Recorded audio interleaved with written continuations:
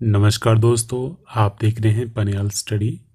और आज हम डिस्कस करने वाले हैं इंडियन पॉलिटी के कुछ एक क्वेश्चन जो हमारे पास क्वेश्चन बैंक है उसे से। इन केस अगर आप चाहते हो इसे परचेज़ करना तो आप मुझे व्हाट्सअप कर सकते हो। व्हाट्सअप नंबर है 9882547254। तो इसी तरह हमारे पास HPG के Indian geography, world geography, Indian history और इंडियन पॉलिटी के क्वेश्चन बैंक हमारे पास है ऑलरेडी।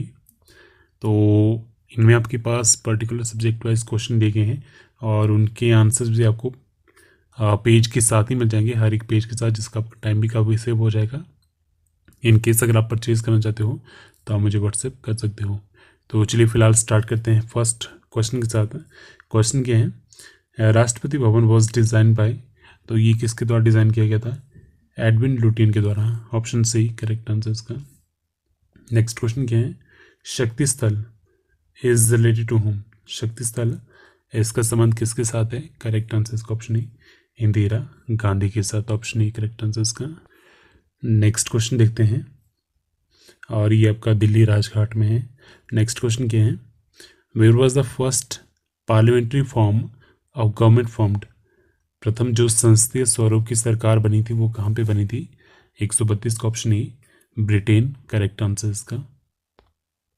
और इससे रिलेटेड एग्जाम में क्वेश्चन पूछा था कि हमारी जो पार्लियामेंट्री फॉर्म ऑफ गवर्नमेंट है तो उसका जो आइडिया है वो भी कहाँ से लिए गए हैं? ब्रिटेन से ही लिए गए हैं। तो इस तरह के क्वेश्चन पूछे जाते हैं। Next, the speaker vote in the Lok Sabha is called, speaker के वोट को क्या कहते हैं? इसे कहते हैं casting vote. Option A correct answer इसका। तो थोड़ा सा इसको समझते हैं कि कास्टिंग वोट क्या होता है।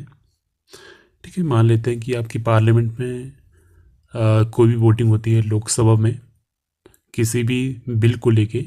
ठीक है, तो मान लेते हैं उसमें आपके पास टोटल मेंबर कितने हैं? 100 टोटल मेंबर हैं। ठीक है, तो लोकसभा स्पीकर उनको अलग ही रखते हैं, उनको छोड़ के टोटल आपके पास कितने? 100 मेंबर हैं। इन केस अगर किसी बिल को लेके आपकी वोटिंग होती है और जो वोटिंग में रिजल्ट आता है वो आता है 50-50, कुछ 50 जो लोग हैं वो बिल के साथ है और जो 50 लोग हैं वो बिल के अगेंस्ट है। तो उस केस में ये कास्टिंग वोट होता है। जो प्रिसाइडिंग ऑफिसर होते हैं, चाहे आपके वो चेयरमैन हो या फिर आपके लोकसभा स्पीकर हो, तो इसलिए उनके वोट को क्या कहते हैं? कास्टिंग वोट, निर्णायक मत। ठीक है, तो उस केस में वो डिसाइड, उनका जो वोट है वो डिसाइड करता है कि किस तरफ फैसला जाएगा। नेक्स्ट क्वेश्चन देखते हैं, the chairperson of state human right commission can be removed by the, correct answer क्या है इसका? President of India. राज्य जो मानवाधिकार आयोग है उनके अध्यक्ष को किसके द्वारा हटाया जा सकता है? भारत के राष्ट्रपति के द्वारा। नेक्स्ट क्वेश्चन क्या है, which one of the following statement is not correct, तो इनमें से कौन सी स्टेटमेंट करेक्ट नहीं है? फर्स्ट क्या है, the supreme court can overrule itself, तो ये सही है स्टेटमेंट। जो सर्वोच्च न्यायालय है वो अपने निर्णय को रद्द भी कर सकता है। High court can overrule itself, ये भी सही है। Judgement of supreme court bind the lower court, तो ये भी आपका सही है। तो इसमें इनकरेक्ट कौन सा बच गया आपके पास? ये judgement of high court do not bind the lower court of any state, जो उच्च न्यायालय के निर्णय है वो राज्य के अधीनस्थ जो भी न्यायालय है उस पर बाध्यकारी नहीं है। ठीक है, तो इन पर भी बाध्यकारी होते हैं, तो ये इसका करेक्ट आंसर है। Next, dyarchy was first introduced under, तो सर्वप्रथम किसके अंतर्गत द्वैत शासन का आरंभ हुआ था? तो 70 का आपके पास करेक्ट आंसर क्या है? तो बात करें डायरकी की तो ये आपकी इंट्रोड्यूस हुई थी 1919 के गवर्नमेंट ऑफ इंडिया एक्ट में। ठीक है, और उसी का एक नाम था मोंटेग्यू चैमल्सफोर्ड। ठीक है, स्पेलिंग आप देख लेना, रिफॉर्म। तो उसी में ये डायरकी इंट्रोड्यूस की गई थी। और कई बार आपसे ये क्वेश्चन पूछा जाता है कि गवर्नमेंट ऑफ इंडिया एक्ट जो 1919 था उसे और किस नाम से जाना जाता है? ठीक है, और उसे क्या कहते हैं? Montagu Chelmsford reforms. और एक आपका गवर्नमेंट ऑफ इंडिया एक्ट आया था 1909 में आया था। ठीक है, उससे रिलेटेड भी एग्जाम में क्वेश्चन पूछा जाता है कि उसका नाम और किस नाम से उसे जाना जाता है। ठीक है, तो उसका नाम था मॉर्ले मिंटो रिफॉर्म। तो इसलिए ये इंपॉर्टेंट है क्योंकि एग्जाम में इस रिलेटेड काफ़ी क्वेश्चन पूछे जाते हैं डायरेक्टली और इनडायरेक्टली। तो नेक्स्ट क्वेश्चन देखते हैं। तो यहाँ पे जो आपके पास करेक्ट आंसर है वो है ऑप्शन डी, क्योंकि सही इसमें कोई भी नहीं है, तो option D none of this correct answer इसका। 71 क्या है? The cabinet mission plan for India envisaged. Bharat के लिए जो कैबिनेट मिशन योजना ने विचार रखा था के लिए जो कैबिनेट मिशन का योजना का जो विचार रखा था वो किसने रखा था? 71 का ऑप्शन डी कन्फेडरेशन महासंघ का था वो। ऑप्शन डी करेक्ट आंसर इसका। नेक्स्ट हमारे पास क्वेश्चन क्या है? Article 368 of the constitution deals with. तो आपने देखा होगा हमारा जो कॉन्स्टिट्यूशन है उसमें कई अमेंडमेंट होती रहती है, कई नई चीज़ें ऐड की जाती है, कुछ चीज़ें हटाई जाती है एज पर द सिचुएशन। तो उसी के लिए हमारा आर्टिकल 368 दिया गया है हमारी पार्लियामेंट को, ताकि वो उसमें संशोधन कर सके, कोई चीज़ नई ऐड करनी हो तो ऐड कर सके, कोई चीज़ अगर हटानी हो तो उसे हटा सके। तो आर्टिकल 368 क्या कहता है? ये पावर देता है हमारी पार्लियामेंट को किस चीज़ की? अमेंड करने की। किसको अमेंड करना है? कॉन्स्टिट्यूशन को। ठीक है, तो ऑप्शन डी इसका करेक्ट आंसर हो गया। The power of the parliament of India to amend the constitution. भारतीय संसद के संविधान में संशोधन की शक्तियाँ किसमें है? आर्टिकल 368 में। तो देखिए इसी क्वेश्चन से और क्वेश्चन क्या बन सकते हैं। तो पहला क्वेश्चन तो ये हो गया आपका डायरेक्ट कि आर्टिकल 368 किससे रिलेटेड है? ये है अमेंडमेंट से रिलेटेड। अमेंडमेंट किसके द्वारा की जाती है? हमारी पार्लियामेंट यानी कि संसद द्वारा। मोस्ट इंपॉर्टेंट क्वेश्चन है, एग्जाम में पूछा जाता है। और यहाँ से क्वेश्चन क्या बनता है? एग्जाम में क्वेश्चन पूछा जाते हैं सोर्सेज से related.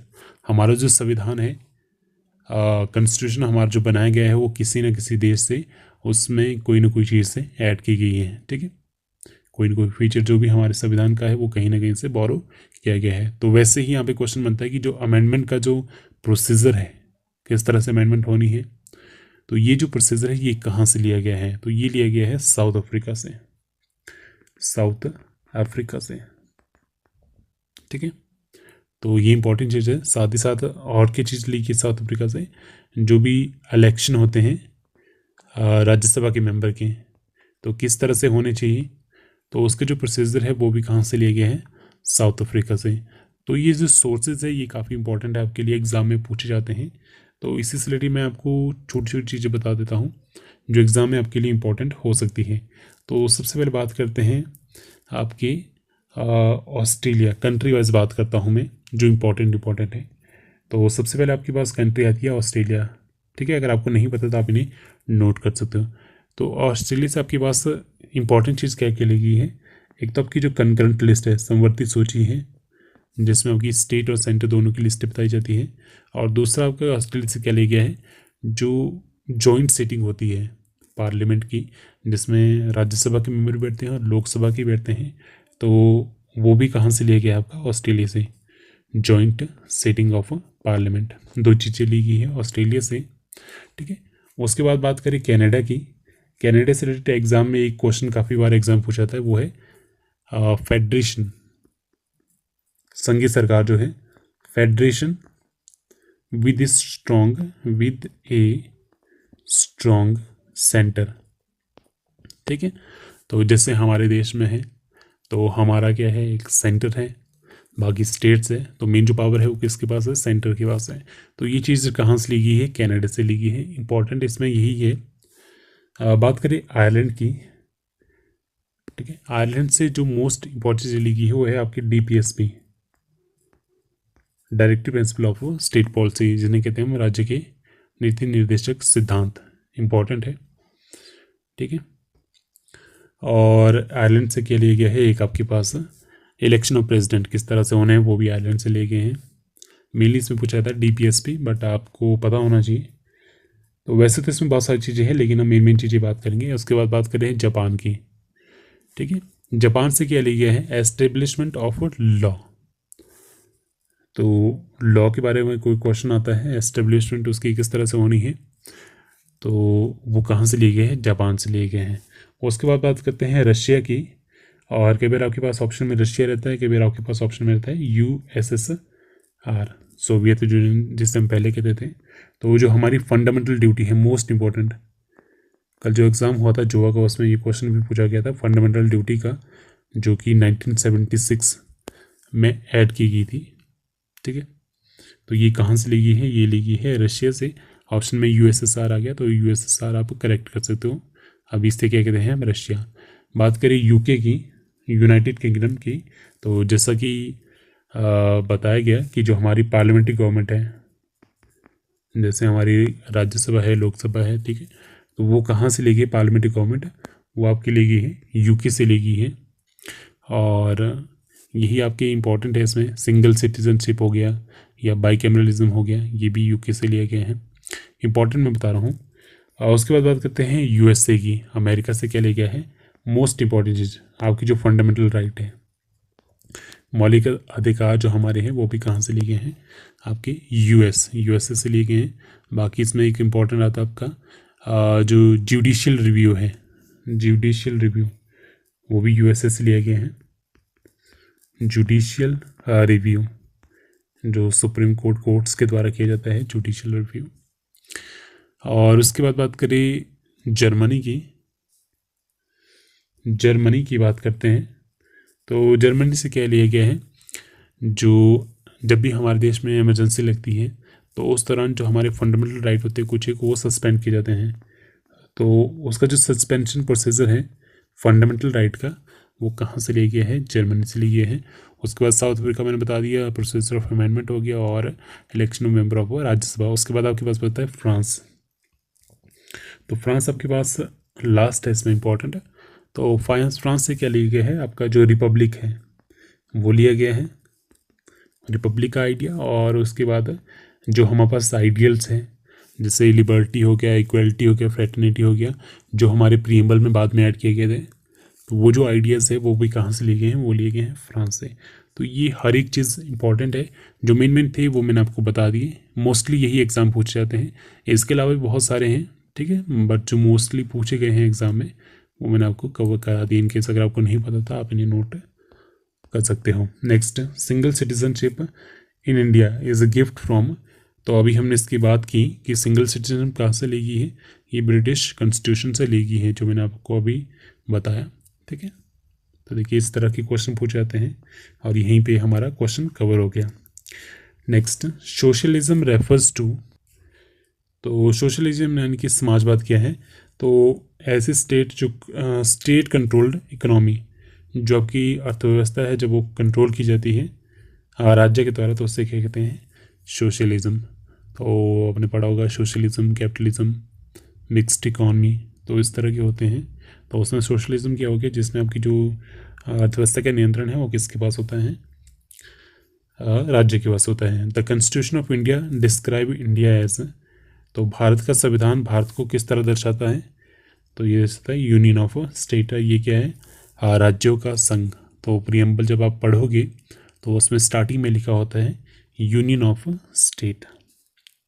Next, Aadhaar is a program, Aadhaar एक कार्यक्रम है। तो किस तरह का कार्यक्रम है, ये क्या करता है, आइडेंटिटी प्रोवाइड करता है इंडियन रेजिडेंट को, भारतीय जो निवासी होने पहचान प्रदान करता है, ठीक है। आज की डेट में बहुत ही ज़्यादा काम आता है। तो अगर आपके पास आधार कार्ड है तो आप कहीं भी विजिट कर सकते हो, आइडेंटिटी के तौर पे आप इसे यूज़ कर सकते हो easily. Next, freedom of the press in India is, Bharat में जो प्रेस की स्वतंत्रता है वो किस कैटेगरी में आती है, implied in the right of freedom of expression, तो ये अभिव्यक्ति की स्वतंत्रता के अधिकार में निहित है, किस में आती है, फ्रीडम ऑफ एक्सप्रेशन में। तो इससे रिलेटेड आपके पास आर्टिकल कुछ आता है, तो ये आता है आपका आर्टिकल 19 में। आर्टिकल 19 में क्या है आपके पास, right of freedom speech and expression, ठीक है। तो उसमें आपके पास ये जो फ्रीडम ऑफ प्रेस है इंडिया में वो इसी के अंदर आता है। नेक्स्ट 78 के हैं, the right to vote in India, Bharat में मत देने का अधिकार ये किस प्रकार का अधिकार है, तो ये किस तरह का अधिकार है, ये है कॉन्स्टिट्यूशनल राइट, संवैधानिक अधिकार है। तो कोई भी चीज़ जो आपके संविधान में दी गई है तो वो क्या होता है, आपका कॉन्स्टिट्यूशनल राइट होता है। बात करें राइट टू वोट की, तो ये आपका आता है आर्टिकल 326 में। आर्टिकल 326 में आपका क्या आता है, राइट टू वोट, जिसमें कहा गया है कि मत देने का अधिकार हर एक नागरिक वो है भारत के जो भी 18 वर्ष से ऊपर की आयु का है। ठीक है, तो इसी कारण ये क्या है आपका कॉन्स्टिट्यूशनल राइट है। तो ऑप्शन ए करेक्ट आंसर इसका। तो आज के लिए इस वीडियो में फिलहाल इतना ही। अगर इनकेस अगर आप इस क्वेश्चन बैंक को परचेज करना चाहते हो, साथ ही हिमाचल जी की हिस्ट्री और जियोग्राफी का क्वेश्चन बैंक परचेज करना चाहते हो, तो आप मुझे व्हाट्सएप कर सकते हो 9882547254। ठीक है, तो अगर आपके पास कोई भी क्वेश्चन बैंक आता है एमसीक्यूज़ का प्रीवियस का, तो इसका मतलब ये नहीं है कि आप डायरेक्टली एमसीक्यूज़ यहाँ से पढ़ लो और आप सोचो कि एग्ज़ाम में वो आ जाएगा। ठीक है, तो आपको क्या करना है, जैसे आप क्वेश्चन बैंक भी परचेज करते हो, तो जिस तरह से मैं यहाँ पे बता रहा हूँ कि ये क्वेश्चन में आपकी कितनी पॉसिबिलिटी ऑफ क्वेश्चंस बन सकते हैं, तो उस तरह से आपको टॉपिक पढ़ने हैं। क्योंकि अगर आप एग्ज़ाम की तैयारी कर रहे हो, आपको नहीं पता है किस तरह के टॉपिक एग्ज़ाम पूछे जाते हैं और तैयारी कर रहे हो, तो उसका बेनिफिट आपको नहीं मिलेगा। तो बेनिफिट किस तरह से मिलेगा, क्वेश्चन पेपर उठाइए, लेटेस्ट उठाइए या पुराने उठाइए, ठीक है, बात एक ही है। उसमें आपको देखना है कि किस तरह के क्वेश्चन पूछे गए हैं और उन्हीं क्वेश्चन में और किस तरह की पॉसिबिलिटी है नए क्वेश्चंस बनने की।